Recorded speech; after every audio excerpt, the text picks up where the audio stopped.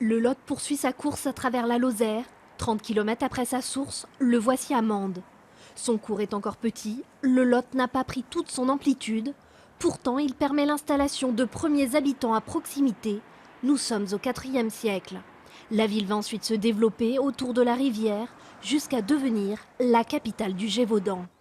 On est sur une configuration où c'est des vallées extrêmement étroites. Là, la vallée s'élargit, elle permet de pouvoir, ce qui est très important pour les premiers habitants de cet endroit, de pouvoir s'alimenter en eau et de pouvoir cultiver.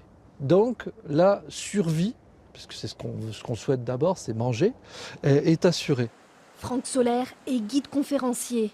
Toute l'année, il organise des visites de Mende, de son patrimoine, de son histoire, celle d'une capitale départementale intrinsèquement liée au Lot. Le versant qu'on découvre ici était un versant qui n'était pas du tout destiné à l'habitat et aux populations.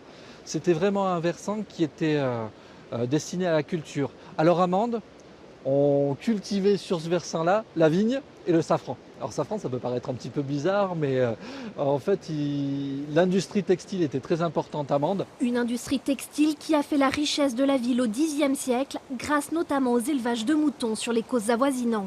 Les poêles étaient tannés ici, en bordure de Lot. Ils viennent s'installer ici, mais c'est tout à fait normal parce que là on a quand même une place relativement grande.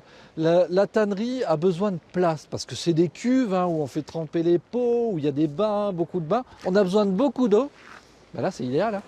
En Lozère, le Lot donne aussi naissance à une architecture singulière.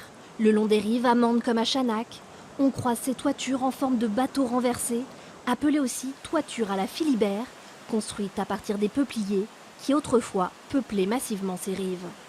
Alors c'est des toitures qui sont apparues au XVIIIe, XIXe siècle, qui ont connu un gros essor tout simplement parce que le peuplier permet, bien sûr, comme son nom l'indique, il peut plier, et donc il permet de ne pas avoir de poutre transversale. Et on engrangeait le foin et le blé dans les greniers, ce qui permettait, c'était beaucoup plus pratique, il y avait moins d'entraves. Donc ça a été adopté par la population, non pas, je dirais, sur son aspect esthétique, mais véritablement pour son aspect pratique. Le Lot quitte Mende, grandi par quelques torrents affluents, reste encore à traverser la nature lozérienne avant de trouver 30 km plus loin le département de l'Aveyron.